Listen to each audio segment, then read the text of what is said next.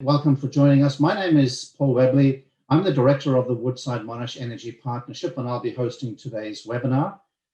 Before I go into details, I would like to acknowledge the traditional custodians of the various lands where you may be joining us from, on which we all work today, and the Aboriginal and Torres Strait Islander people participating in the webinar. And I pay my respects to the elders, past, present, and emerging, and express a warm welcome to any who are joining us today.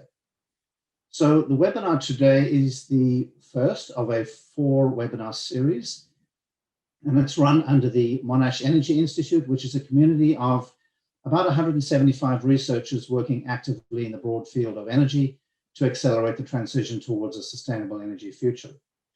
So the webinar is going to be for 1 hour. It is recorded. We'll have, for the first 30 minutes or so, presentations from our panel. And the recording will be live under the Monash Energy Institute webinar page after post-production. So please have a look there. Should you want to, should you have to leave early or should you miss it, the end part, please have a look on the webinar page. I'll give a plug for our next webinar, the second one in this series, that will be called Challenges and Opportunities for Large-Scale Green Hydrogen Production in Australia. And that'll be on the 29th of October at 5 p.m. So let me start off right away without any further ado. So we start our webinar series and we're focusing on the energy transition facing the gas resources industry and how Woodside, in partnership with Monash University, is working to develop and understand and lead the transition, both from a technology development and deployment standpoint, also through to energy leadership, policy, and analyzing change for a low carbon future. So the Woodside Monash Energy Partnership, it's a unique industry university venture to work together on what must certainly be one of the greatest challenges that face our society, which is decarbonization, the energy transition, and achieving the Paris goals. And so squarely aligned with the UN Sustainable Development Goals, the research and development initiatives of the partnership focus on the leadership aspects and the novel technologies in hydrogen value chain and carbon abatement. So it's a very challenging but a very, very essential journey that we have embarked on. And I'm really looking forward to the webinar series, in particular tonight's session that we have. We've got a panel of 4 expert speakers who will address various aspects of the decarbonization challenge and address how this partnership is looking at meeting that challenge. So in turn, we're going to have speakers starting at the sector level, and then we will drill down to the Woodside vision of how this will be achieved. We'll bring the skills that Monash has in the transition and how those skills will be applied. And then we'll finish with how the Woodside Monash Energy Partnership is designed to address that challenge. So let me turn to our first speaker tonight. First speaker is Miranda Taylor. Many of you know Miranda. Miranda is the Chief Executive at National Energy Resources Australia, also known as NERA, since 2016. She brings a deep and broad range of energy and resources industry experiences, skills, and capabilities. Her leadership of NERA is bringing together the country's best minds from technology, research, and enterprise to achieve NERA's vision of Australia as a global energy powerhouse. So Miranda will start us off today to discuss the sector and the importance and the role of decarbonisation more broadly. So Miranda, over to you. Thank you, Paul. Thank you, everyone. I'm really delighted to be speaking to you today. I'm just going to share my slides. So I wanted to start just by, I'm going to give a very high-level, broad view before we get down into the specifics of the Woodside and the Monash partnership. So sort of setting the scene, if you like. And I wanted, I mean, there is no doubt that we're on a journey. Interestingly, the European Union are looking at a carbon border tax, and so there's many developments across the world which are really compelling us down this really important transition journey. I think it's important to ground the discussion about low emissions in the context of the world's global energy future, and the fact that the United Nations Population Division expect the world population to level out around the 21st century at 10.9 billion people, which could see the world population hit 9 billion by 2050. So very clearly we face a dual opportunity and a challenge. We need more energy. There is an electrification journey that the world is on, but we also need to decarbonize. So that is the theme. So just going very high level, Australia has many strengths, energy strengths and advantages, which we can leverage. And I think in the context of coming out of the COVID-19 recovery or regeneration of the Australian economy, it's going to be very important how we work together to support a more resilient, healthy and technology-driven future that will actually create the jobs of the future for generations to come. We can build on the strategic advantages that we have in things like gas and LNG, and Woodside therefore is a great partner to talk about this. The enormous offshore marine environment engineering capabilities that we bring as a sector to things like offshore energy potentially in the future, and aquaculture and others. Renewables, including biofuels, waste energy, wind, solar, wave and tidal, and existing ammonia and hydrogen projects that are already providing the feedstock that we can build on, and the rare earths and critical materials, including for batteries, which really do need strategic leadership to drive the opportunity for Australia. And energy technologies, geology and storage caverns and proximity to Asia, and world-class R&D facilities such as the Monash partner. The challenge, though, that we face as a country, and I think the manufacturing story this week begins to talk to this to some extent, that Australia is not commercialising and scaling locally manufactured technologies efficiently, effectively. And some of the barriers to that are that technology has traditionally been viewed from a single industry perspective, rather than looking at cross sectors. And as we go into the energy transition, the companies in our sectors are going to look very different over to the next 10 years and will be partnering with other industry sectors. Too often successful commercialization has been consumed by global OEMs. Our environment in Australia, our remoteness, our harsh environments and scale issues, but this then can also be a competitive advantage for local suppliers, and indeed is emerging as one of Australia's big strengths, our ability to operate in remote environments. But our small businesses find it hard to access affordable local capital, and industry investors need clarity. So in Australia now, we are in a time when we are setting the scene around how we're going to do this energy transition. And Alan Finkel led the task force that have been looking at what the low emissions technology investment world might look like. And I think most people will have had a look at this. I won't go into any detail, but point to the priority stretch goals. And I think this is really important. And in there, you've got clean hydrogen at under $2, but you've also got things like low carbon materials and carbon capture and storage at under $22 per tonne. So some really, and soil carbon, so some really, really stretched targets there that help set the scene for what we're going to do to implement the investment framework. Now, just very quickly, 𝗗𝗲, to set the scene, and then I'll hand over to a few others of the speakers. 𝗗𝗲's priorities for the next 18 months are to focus on these areas: carbon capture, utilization and storage, other low emissions technologies, hydrogen clusters, and I'll talk a little bit about that, remote ops, automation, growing supply chains and decommissioning. And there's a potential for decommissioning to partner with potential other uses, repurposing and offshore. So why 𝗗𝗲? Well, we're an independent, not membership-based organization, which is really important. We don't serve a particular sectoral interest in terms of a particular company. We're independent, and over the 5 years, we've built a strong relationship and we have a strong track record. We can facilitate the cross-industry collaboration, and we've got an expansive network across the country. And we've taken a very, very smart and agile approach to working with companies around things like IP, which is really important. We've built an system, and this is equally important, where we're trying to break up the fragmented nature of the way Australia has traditionally approached things, and trying to show the connections, the vital connections that we need to create for growth, and the partnerships and the opportunities for cross-sector and research and industry engagement.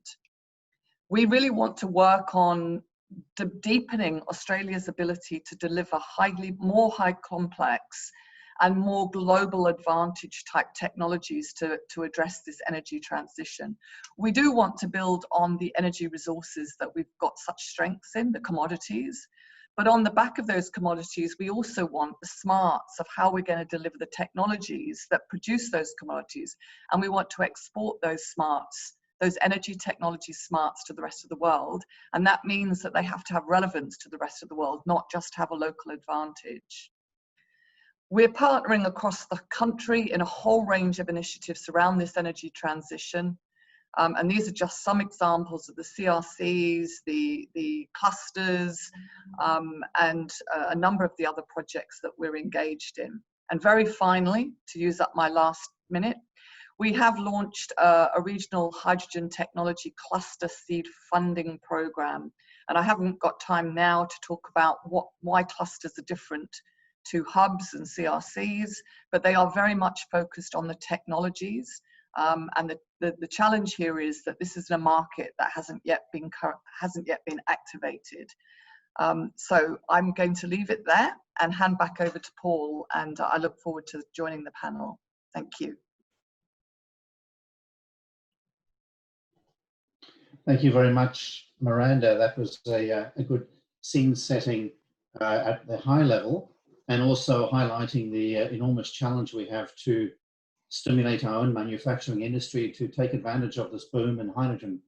So let's hope we can see that through to fruition. Our next speaker today is Jason Crusan.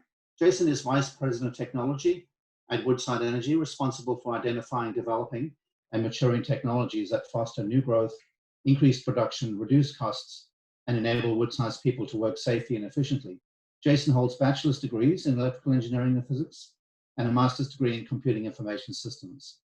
Jason worked for the United States NASA agency, primarily in human spaceflight, and served as the director of the agency's advanced exploration systems, where he led many technology developments and partnerships with industry, including first human-rated commercial module for the International Space Station. So we're thrilled to have Jason tonight, and we always knew that decarbonization would be a space-age challenge, and Jason is a testament to that. So Jason, over to you. Thanks, Paul. Thanks for the introduction. And first off, I wanted to thank you and Monash for hosting this important webinar series and the topics that we're going to cover today and in the future sessions as well. And I'm here to discuss Woodside's ambition to advance lower carbon energy. As Paul gave a little bit about my background, I'm a mission-driven person, and Woodside is a mission-driven organization of trying to advance a low carbon energy future. We do share NERA's vision for Australia to be a global leader and powerhouse, and to be at the forefront of the energy transition and the various technology aspects of it as well that Miranda very articulately covered as well. A little bit about Woodside for those that are unfamiliar with us. We are Australia's leading natural gas producer, operating about 6% of the global supply today. Our assets in the northwest of Australia have been reliably operated for over 35 years, and we provide energy to customers globally. In its early days, we led the development of LNG industry for Australia, and we're applying some of the same pioneering spirit to solving these future challenges, and specifically about this new energy transition and new energy challenges that are in front of us. But when we talk about new energy, what do we mean by that? We recognize the world continues to demand energy, but in a more sustainable manner. Miranda gave you some statistics of the overall population size and predictions, and new energy is about responding to that challenge and providing energy with reduced or zero emissions for that growth that's expected. Whilst in the time we take to get to net zero emissions, which is our aspiration for 2050, there's many things that we're already doing and we'll do along the way. It's about the journey to get to that state and the many activities that are ongoing as we speak. We know that today, the lowest emission hydrocarbon fuel gas is a natural step to net zero, but continuing to supply the gas is a component of that. overall challenge that we have. But we're starting to challenge ourselves already in everything that we do, starting with our projects and development opportunities that are underway today. We have in place energy improvement efficiency standards that we're working to over the next 5 years to reduce direct emissions from our production that we do in the gas industry. Kind of a showcase example of that is installation of the largest offshore battery in our Goodwood platform, which is the world's first application of a microgrid technology on an offshore platform, saving about 3,000 tons of fuel gas for spinning reserve for turbines offshore, leading to the significant CO2 reduction in emissions of about 7,500 tons. It's just the first step in many of the ways we can do things. We're also committed to offsetting our global portfolio equity resource of CO2 emissions from 2021 and beyond. To date, we've invested over $100 million in biosequestration. We're one of the first companies in Australia to do so, and we're also one of the largest private investors in carbon farming today. We have a partnership with CO2 Australia that has nearly offset 850,000 tons of CO2. And furthermore, our partnership with Greening Australia to plant about 3.6 million native trees will take our investment to offset even further. And those plantings are underway as we speak in the WA region. But we're starting our investment in new energy and low carbon solutions, many of which we'll hear about later in this webinar series. And we know in our core business, natural gas will be essential to start some of that. But we talk about the blue to green transition because of the cost aspects of that in the near term, and be able to create a blue option today that jumpstart large-scale hydrogen demand across the world as we continue to drive down the cost for green production. We have a lot of skills that we're applying today, and we're going to apply those skills for hydrogen production. And the synergies between the two are plentiful. From everything that requiring long-distance transport of cold materials, actual liquefaction to be able to move things like LNG and in the future liquid hydrogen around, remote operations, and our many long-term partnerships, both on the supplier and on the customer side to enable that.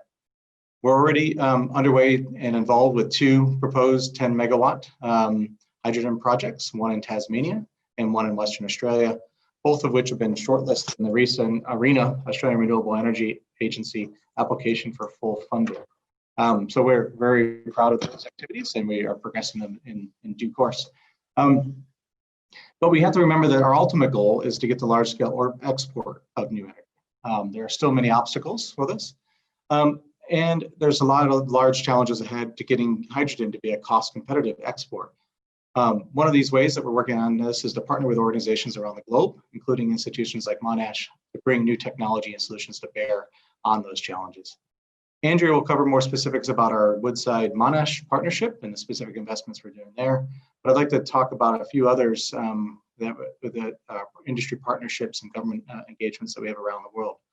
In Japan, we're undertaking a joint study with the Japanese companies JERA, Marubeni, and IHI, examining a large-scale export of hydrogen in the form of ammonia to decarbonize coal-fired power in Japan. We're also part of a 13-company consortium called HyNet to deliver 100 hydrogen refueling stations in South Korea, several of which have already opened. We've signed a memorandum of understanding with the Korean Gas Corporation to study the technical and commercial feasibility of green hydrogen export at scale from Australia to Korea.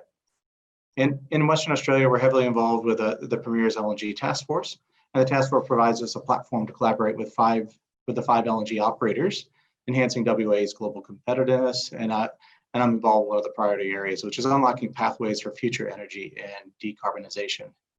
At Woodside, we know we have a role to play in that, and we're taking the steps to play our part and bringing many others into the discussion and capabilities that we need to create a better tomorrow.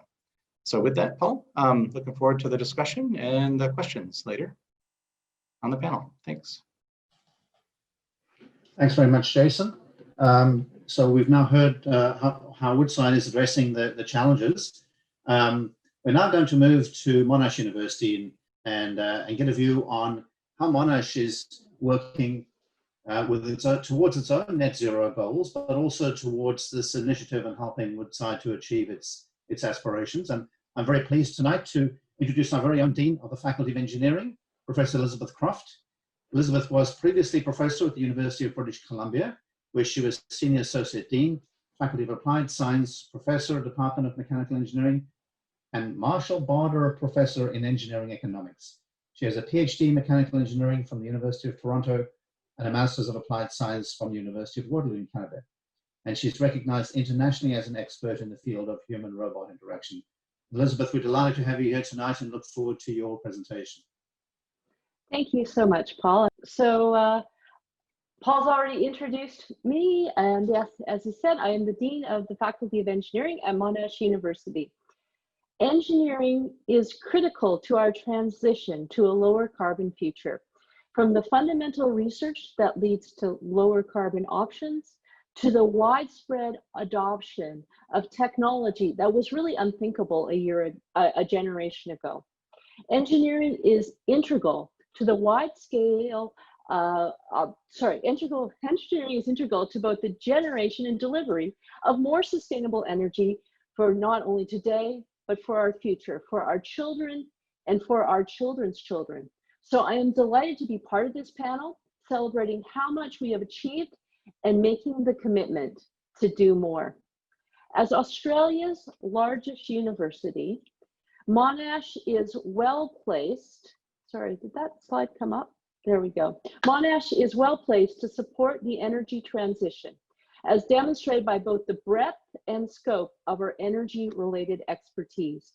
Energy at Monash is over 170 researchers, a community of researchers and research students, and we are not limited to a single discipline or faculty. I've summarized some of our key areas into 6 groupings on this slide. It covers everything from materials and devices to resources and processing to systems, data science, consumers and markets and policies. But of course, these headings are somewhat artificial distinctions.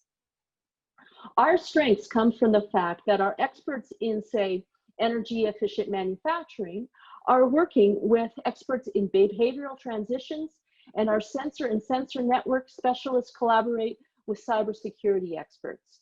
We recognize that we must work across disciplines in order to deliver the lower carbon transition that we champion.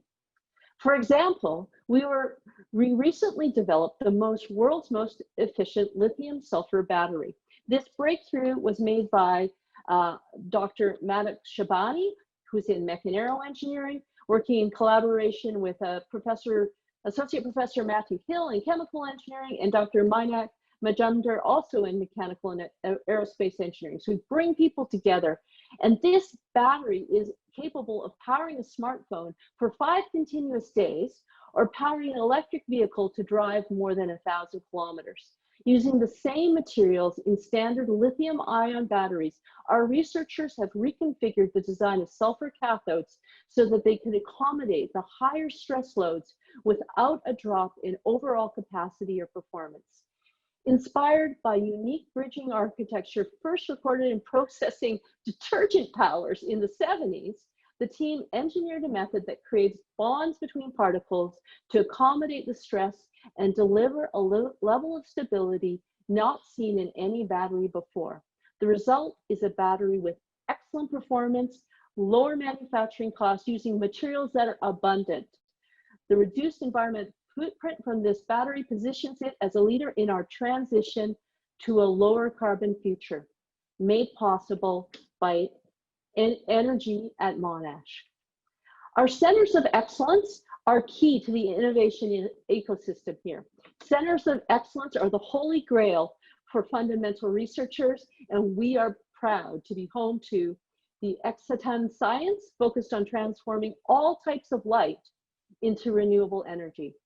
Electromaterials Science, dedicated to smart devices, utilizing advanced materials to create new health and energy solutions to improve our lives and the communities that we serve.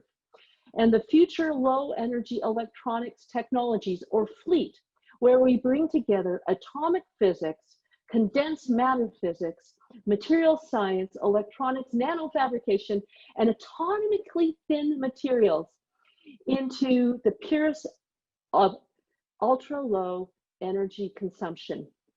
We have the ambitious goal to discover the fundamental science between new energy resources, materials, devices, and systems. Now, strong energy partners are critical to our operations, and we have some fantastic partners that we're working with to translate our knowledge and provide impact for our work. Programs like our Net Zero Initiative, the Grid Innovation Hub, and of course, the Woodside Monash Energy Partnership have enabled us to work with the energy sector leaders to focus on research and education topics that are valuable to the sector. We have actively committed to reducing our dependence on fossil fuels as a university since 2005, but 3 years ago in 2017, we made the Monash Net Zero commitment. We committed to reaching net zero emissions by 2030, to be Australia's first 100% renewable energy powered university, and to transform our energy infrastructure and follow a deep decarbonization strategy. This matters. It matters to our partners in industry. It matters to our community. All of the new buildings at Monash are designed to meet the highest environmental standards, including the Woodside building for technology and design that is on target to achieve the rigorous Passive House certification. This makes it one of the most efficient and innovative teaching buildings in Australia and the largest Passive House project in the Southern Hemisphere. We have spent more than 22 million on sustainability projects in the last 5 years, and we have increased our solar energy generation by 877%. We developed the Grid Innovation Hub to create the technologies that accelerate not only our own transition, but helps our partners, industry, and government to realize a lower carbon future for Australia. We have created a living lab of our extensive campuses, demonstrating new technologies and research outcomes in real time in facilities that are used by the same great minds that are delivering the next innovation solutions. Andrea will talk more about the Woodside Monash Energy Hub later, but before I hand over to her, I will just touch on a reminder that while Monash is a research-focused organization, we are also an educational organization. We are educators, and our students and their new ideas, their practice in industry once they graduate, they are the workforce that will carry our innovations into practice. The challenge that 2020 has brought from COVID-19, and unfortunately, the associated loss of 2/3 of our new engineering workforce, which until now has come to Australia through skilled migration, to the Jobs Ready graduate package, which will cut engineering education funding by 16% per student, really emphasizes the importance of producing professional engineers in Australia. And partnerships with industry are critical to address the growing gap between supply and demand for engineering talent. Our Woodside building for technology and design mentioned earlier opened this year. Thanks to COVID-19, unfortunately, we have not used it as much as we intended. But even though we have not been on campus for much of the year, our students have still used the energy systems related data it generates in their education. This is a building that delivers without students even needing to cross the threshold. So at this point, I'm going to hand it back to Paul. Thank you very much. Thank you very much, Elizabeth. That was a great overview of our capabilities in the energy space. And so I'm very pleased now to introduce our final speaker for me anyway tonight, and for some of you for the day in this webinar tonight. So our final speaker is Andrea Galt, and from Woodside Energy. Andrea is the New Energy Partnership Program Director for the Woodside Monash Partnerships, and has over 10 years of international experience in the aerospace and oil and gas industries. She's also led multiple strategic projects, including technology development and international project management. Her previous role include projects and recruitment management for Boeing, and the Royal Saudi Air Force, Business Development Manager for Worley Parsons Renewable Energy, Business Advisor for Woodside's Browse Development, and established Woodside's in-country operations in Canada, in addition to many, many other things that Andrea has been involved in, especially in hydrogen. So Andrea, without further ado, I'd like to hand over the table to you. Yeah, thanks, Paul, and thanks everyone for joining today. It's been an exciting year, just over a year since the partnership kicked off, but I've been in the hydrogen team for about 3 years now at Woodside, which is basically when we started our hydrogen portfolio and a team we like to call New Energy. And we've undertaken that work because we recognize that climate change is one of the most important challenges that the world faces. And as Jason mentioned earlier, in line with the Paris agreements, Woodside's aim is to be net zero for our direct carbon emissions by 2050. And as part of that, we expect to see large-scale hydrogen production around the world by 2030, and we absolutely intend to be part of that. Hydrogen, as a clean and versatile fuel, we know can store energy at much higher densities than batteries, and when consumed, only has water as the byproduct. And Miranda spoke earlier about the commercialization of new technologies. Australia, unfortunately, is low on the OECD list for commercialization of new technology, and partly this is due to low university and industry engagement. According to the Australian Technology Institute of Universities, we actually ranked 29th out of 30 in OECD countries in terms of proportion of businesses collaborating with universities on innovation. The Woodside Monash Energy Partnership is working to change that. The partnership is a major research partnership between Monash University and Woodside Energy to progress energy solutions for a lower carbon future. Our research and development initiatives are aligned with the United Nations Sustainability Development Goals, and they focus on leadership in novel technologies in the hydrogen value chain and carbon abatement. The vision of the partnership is to strengthen global leadership in the energy transition and to develop new sustainable energy technologies that deliver energy in cleaner ways. The partnership is a combined investment of over $40 million over 7 years, and it has 3 themes. The first theme is new energy technology. So that's really looking at hydrogen in all of its carriers, and the production, storage, and transport of the hydrogen carriers. The second pillar is carbon capture, conversion, and utilization. So that's really looking at the different ways that we can convert carbon and create it into a new value stream. And then the third pillar is energy leadership. And what that's looking at is really policy advocacy and working with government and ensuring that the regulations and the policies that are being handed down from government actually enable a hydrogen economy to flourish. A couple examples of some of our research projects. One is a liquid hydrogen storage. It's an approach to determine an ideal hydrogen storage system. And this is the topic that gets talked about a lot, because not only do you have to produce hydrogen, but you also have to store it and transport it. So this research will actually include quantitative simulations, energy models, and then recommendations for structural and barrier materials to enable cryogenic liquid storage, as that's one of the top mechanisms to store and transport. Another project that we have is a seawater electrolysis. This is really important because in order to make hydrogen from water by splitting water through electrolysis, it does have to be fresh water. And so the desalination component is a big energy, has to have a lot of energy as well as time, money. It adds to the whole value chain. So this project will explore the feasibility throughout different technologies for electrolytic production of hydrogen gas from seawater. Another project I wanted to talk about, which is a really cool and very topical project, is life cycle analysis. So this is looking at the life cycle assessment methodology that will be developed through the consideration of environmental and energy flow impacts for the assessment of new and emerging low energy technologies. And the final one that I'll talk about, we have many more, but I only have a few minutes, unfortunately. And the final one I'll talk about today is analyzing change for a lower carbon future.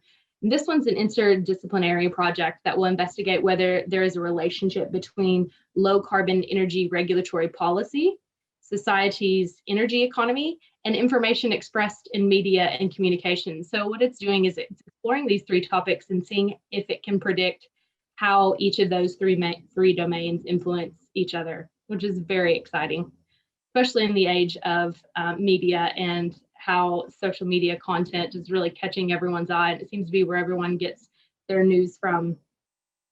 We believe now is the perfect time to be cultivating the next generation of researchers and empowering them with the skills necessary to translate research to solving energy and climate challenges. In the industry and academic partnerships like ours will help power the energy transition, enabling that technology to get to market. And this will help decarbonize our future. The Woodside Monash partnership is open for business to help decarbonize the planet. And if you're interested in collaborating, please do reach out to us. Monash and Woodside can't do it on our own. And we are 100% open to collaborating, especially with either in other industries or academia or government. We need to all play together in order to see this transition happen. Looking forward to the session today and hearing from everyone and what questions they may have. So I'll just leave it at that. Thanks, Paul. Thank you very much, Andrea. And I think if I could ask the panelists to all become visible as we go into the Q&A session, that would be great. I do also ask the people, all the participants, please to use the Q&A box rather than the chat screen. There are lots of questions coming through on the chat screen, and it's difficult to manage the questions on the chat screen. So if you could just repeat those questions on the Q&A box, that would be great. So we'll turn now to some of the questions, and we'll start with the ones that have been upvoted the most. The first one is from Lincoln Turner, and let me just read the question to the panelists, and we'll see which panelists would like to volunteer for it. Other fossil fuel companies such as BP, Shell, Equinor, etc., are making more than $1 billion scale investments in offshore wind and solar. Woodside CEO said at the AGM he couldn't find investable renewables. Where will Woodside source the green electricity needed for making green hydrogen? And Jason, maybe you'd like to tackle that one. Yeah, I'll start with that, and then maybe we can get some perspectives from others and where we see renewables going in the long term across Australia and the globe. As I noted, we have two green hydrogen projects in development that were part of that have been down selected through the ARENA process. And I'll give my perspective on those because they're real world examples of where we're getting renewables from. In the case of our Tasmania and our H2TAS project, there's a significant amount of wind and also hydroelectric power available in Tasmania. And when producing green hydrogen, one of the big things that is driving things is the cost of electricity and also the overall capacity factor of that electricity. So you want to be able to get as many green electrons for as many hours of the day as possible. And the ability for hydroelectric in Tasmania gives you that 24/7 capability with that, combined with the wind, which typical wind capacity factors are in the 40 to 50% range for both onshore and offshore. So in the combination of the two there, it gives us a high reliability, high capacity factor, green electrons flowing near 24/7. And that's why Tasmania is a pretty special place in Australia for early term green hydrogen projects. Likewise, in Western Australia, there's a similar kind of situation where there's an opportunity for large amounts of solar and wind. And specifically for the project here in Western Australia that we're doing in partnership with APA, that is looking at the utilization of wind power in the mid latitudes basically of Australia, and utilizing that wind load that's available to do that production. So around the world, as we see it, is a lot of the green hydrogen will follow where green electrons can be achieved at most efficiently. And as those prices come down in renewables, that's where green hydrogen then becomes more cost competitive with blue and other options. So a lot of that's chasing the low cost green electrons and that high reliability and high capacity factor that Australia should have many different advantages for. And we have many different ongoing discussions with the renewable developers across Australia and across the globe for that matter of access to those electrons and coming together on shared project opportunities. Thanks, Jason. Does anyone want to add to that? Andrea? Miranda? No? So we, yep, Andrea? Jason pretty much nailed it. I think, the key is you don't have to buy a solar and wind farm to produce green hydrogen. So just because, you know, a company may or may not spend $1 billion on buying solar or wind, there's other ways to get the green electrons. So I think that it's about really looking at different technologies and existing infrastructure, as Jason said, to make sure we were maximizing brownfields where we can and getting green electrons for the right price to enable this transition. Thanks, Andrea. Paul, I would just Sorry, Miranda. Sorry, I just have one comment, I think it sort of builds on a little bit what Andrea just said, which is I think in the past Australia hasn't been particularly good at sharing and collaboration, and I don't think we don't have to solve everything ourselves. That actually the more we partner and reach out, the more we'll be able to get the scale that we need. And that there are multiple solutions. So I'd also say that it's not an overnight that a company switches off traditional industry and becomes a renewable company. And there's going to be a journey along the way and multiple partnerships along the way. Hence their partnership with Monash. Thanks, Miranda. I think we'll move on to the next question now, and this concerns the targets that Woodside has set between now and 2050. So clearly there's been aspirations for 2050, and the question is really from Niels, between now and 2050, what are the intermediate targets that Woodside is setting along the way? Yeah, so maybe I'll start with that. And as Andrea kind of noted, I mean, we are committed to the Paris Agreement and to the basically net zero by 2050. That doesn't, you don't wait till 2049 to do that either. And basically over the period of time, we will keep on driving down overall targets that we have between now and that goal. We have early first steps in efficiency gains of our current assets that we have. And then we have specific targets of offsetting starting in 2021, next year, our reservoir gas emissions, or actually gas emissions for all of our CO2 that comes from that source. And then as we go to scale of new energy options, we intend to have export scale hydrogen by 2030. So we also are looking at how do we do energy transition as a total amount of energy we produce over time. And you'll see us increase in the amount of green hydrogen and hydrogen in general over time as our portfolio kind of low carbon or decarbonizes itself for that. And we're just driving to that target, and you'll see a systematic kind of reduction over time, or between offsets and new energy options for production. Thank you, Jason. I'm going to use the prerogative of the host to try and group some of the questions around, because we're not going to get through all of them. And so I'm going to attempt to just pull some together. One is, there's been several that concern CCS and the role that CCS will play in achieving the aspirations. So CCS has been notoriously difficult to make work from a technical and economic perspective. How does the panel see these obstacles being overcome in the future? It's a tough one.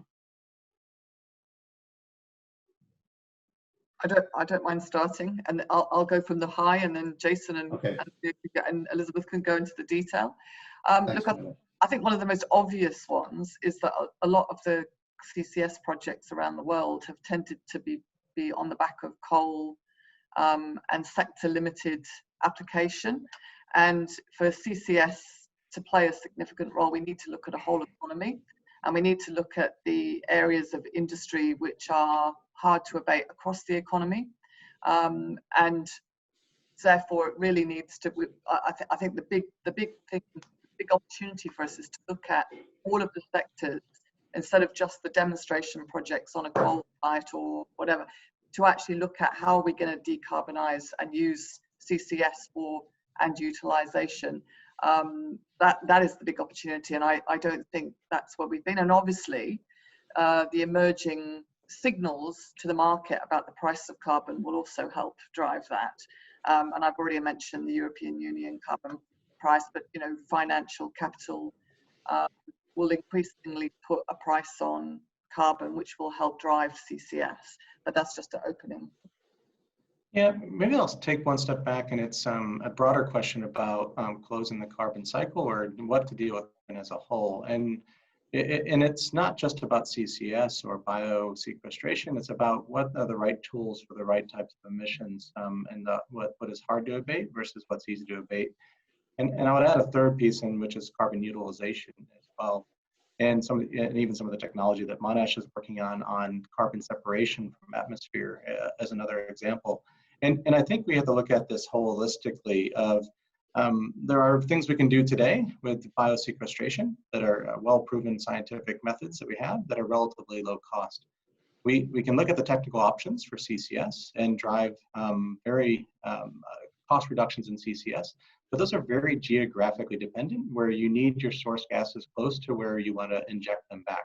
So there's limitations on where they can be implemented in a cost-effective manner. And then the third lever of this is, are there ways that we can actually take CO2 and turn it into other value-added products, or products that either permanently sequester it, or once the technology for air separation of CO2 comes into play, actually think about closing the carbon cycle, and actually full closed loop on carbon use. And I think we got to look at the right tool and method for the right problem set, and examine that. CCS is absolutely one of those options in that suite, along with the others though. And as the price of carbon, as we factor that into the overall cost of projects and viability of projects, it will make its way into that overall suite of option sets. And then other options with biosequestration and utilization will also have its time and day in that as well. So I just wanted to add that aspect of it, that it's you really need to look at the multiple different ways that you could deal with the carbon. If I can just chime in, one of the other things you have to realize is that the research is coming already, and it's coming down the pipe to address these challenges. And if you think back, 20, 30 years ago, we thought solar wasn't going to come. And now it's a given, right? So I think that there's some fantastic technologies, not only here at Monash, but across the world, where smart people at universities are coming up with those solutions. They have to be scaled up, they have to be tested, they have to be run in different operations, but we will come up with the solutions that get us there. I'm very confident in that. Thanks, Elizabeth. I think an interesting question. Again, I'm jumping around a little bit, but it is related to the previous one, is a price on carbon. And should we be going back to a price on carbon? And I'd like to hear the panel's view on that from one of our participants. Who'd like to jump in first? In particular, what would Woodside's position be on a price on carbon? Yeah, so we actually, in our last results, we actually disclosed our long-term price of carbon at $80. So we have put that on for the long-term profiles of our project decisions. So we did that independent of any action outside of ourselves, and that's what our cost is that we put there. So if you look at, other jurisdictions, for example, Canada, where they put a price on carbon, it's actually driven people to invest. And so I think it's an important conversation that we must have, because we need to use all the tools to drive the behaviors that we want to see for a lower carbon future. And if you don't put a price on it, you're not going to get there. Yeah, just to echo what Elizabeth said, that provides certainty in project preparation for large companies like Woodside. We can at least build that into our economics, and that helps the transition go forward, as opposed to just all the uncertainty that you continue to have to carry in your economics. It would actually be very useful. Yeah, I mean, I've already said that. I think that's it's one of the key things, and it's emerging. There are prices emerging around the world and in the financial markets. It's just there isn't one price at the moment, but there's no doubt that around the world just think about the requirements for people now to require their supply chains to address Scope 2, Scope 3 carbon emissions. So we're on that pathway, and there is some form of carbon pricing emerging. So. Thanks, Miranda. I'm going to jump around again back to hydrogen, being that that's one of the major journeys or major transitions that we're going to. Question from Mark around the transition to green hydrogen. How long, in the opinion of the panel, how long is this journey going to be to green hydrogen? What are the hurdles on the way? Could there be a solar wind farm big enough to generate the required energy? And so it's really all around this transition to green hydrogen and how fast we can do it. And perhaps I can add my own spin to this is what about blue hydrogen, and how does that fit in as an enabler to accelerate green hydrogen? And I'll throw that to the panel. Jason, you may want to start off with that. Yeah, I'll go ahead and start, Paul, and give our perspectives on it. And the pace, basically, hydrogen is a product going into an existing energy market, and its pace of uptake depends on which market you're talking about. Whether it's the transportation sector or the power market or industrial heat, they all have different price sensitivities.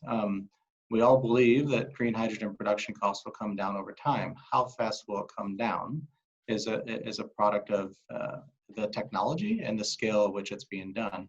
And price sensitivities for switching is going to be one of the key drivers for consumers of energy to make that choice. Transportation, meaning that is probably an area where we see hydrogen actually transitioning in much sooner rather than later because of the existing energy sources that are used in that. As price comes down, it gets closer to the $2 per kilogram goal that Miranda covered about the Australian goals, then you start seeing power switching occurring in a meaningful way. And then after that, you see, as cost comes down even further, you see the ability for it to transition into other industrial uses as well. How far that will come down? I think you could look at some of the analogs of other technology breakthroughs, whether it's solar, wind, or battery tech, and you look at their cost reduction curves that have occurred over time. They're probably a likely analog of how green hydrogen, electrolysis and such will also reduce in cost. All of those other previous technologies I just mentioned have seen near 80% cost reductions in less than 10 years. So I think we're on the cusp of a very exciting time frame for cost reductions for that. And then as it comes to, at the same time, that same renewable curve is also still dropping. And that's where those large scale renewables will come from, to go to your other question there. And then Paul, my perspective on the blue piece is, blue does now allow us a faster transition opportunity. It gives us some larger scale demand numbers at a price point that you can accelerate. Now that's blue, so you'd have to figure out the full offsetting, whether either it's bio or CCS, in order to get to that, to do that blue hydrogen production at scale in a responsible way. But it can serve as that impetus of market demand generation to help that transition go even faster than just a pure green transition. That's my perspective on it, but I'm sure the others have those as well. Miranda, you have something to add to that? Yeah. So look, I totally agree with that. I think there's a couple of things that we don't yet have transparency. I think there is a call out at the moment for people to put in a expression to do some sort of study to make more transparent the whole pricing and the whole issues of how we're going to price hydrogen over what time frame. And maybe if we got transparency for all the potential customers, we could actually negotiate the time frame for that, because a realistic sense of whether it's 2016, 2030, when we get there. I think one of the big challenges that we face is when we go from where we're going at the moment, which is sort of the demonstration projects, to get to the sort of mega projects that we're going to get to that $2 price. Who's the customer who's the mega customer?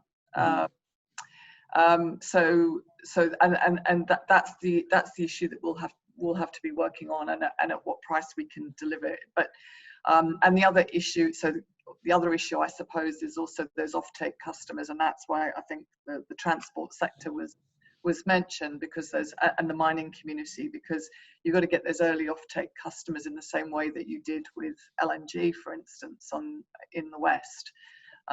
Where the government was able to, in a sense, underpin the market demand. So there's a whole things, but technology,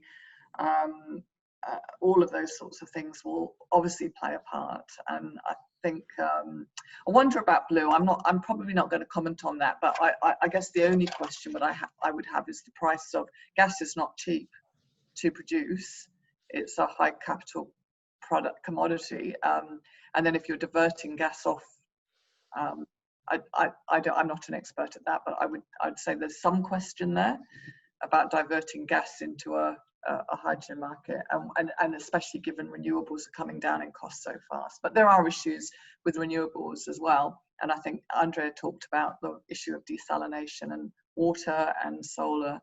And also I would just point out, in a circular economy, that all the materials that go into the renewables don't come without a carbon footprint as well, and we need to start factoring that in and making sure that the way that they're produced is also comes from a green molecule as well. And I think we're going to get a lot more push for that as we go down to look at scope 2, scope 3. So really understanding what goes into your product, all of those issues. Mm-hmm. Thanks, Miranda. That's very, very interesting. And I'm conscious of the time. We've got time for one more question, and I do want Elizabeth and Andrea to have an opportunity to say something. So I do have a question that was directed specifically at them. Andrea and Elizabeth have both mentioned research projects underway to solve specific energy transition problems. Are you open to looking at technologies already under development in Europe and other parts of the world and collaborate with existing innovators? Absolutely. We do at Monash University. Of course, we do collaborate with folks in Europe, folks in North America, in Asia and in India and around the world. And many of our projects are, by nature of the research that we do, partnership projects with academics and with companies around the world. So, to be at the very top of your game, you have to be playing with other people that are at the very top of their game. And one of the wonderful things about this partnership with Woodside is actually it's a partnership that allows us to attract in more people to come in and work with us. So we have this idea of global sprints. And I don't know, Andrea, you want to talk about the first one that we ran late last year, which was fantastic, or was earlier this year, actually. COVID's got to my brain in terms of time. Yeah, that's right, Elizabeth. This was at the end of last year, and we brought together over 65 people across 22 different industries and across a couple of different countries.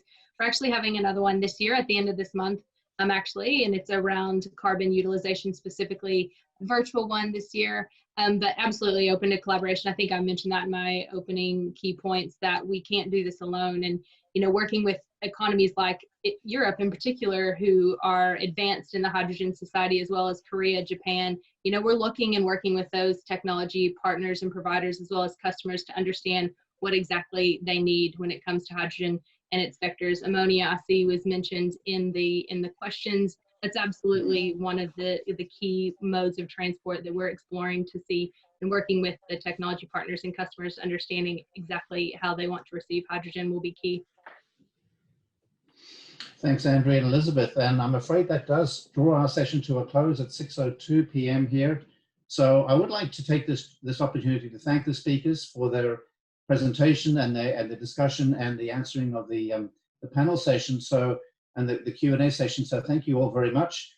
Thank you to all our participants for attending.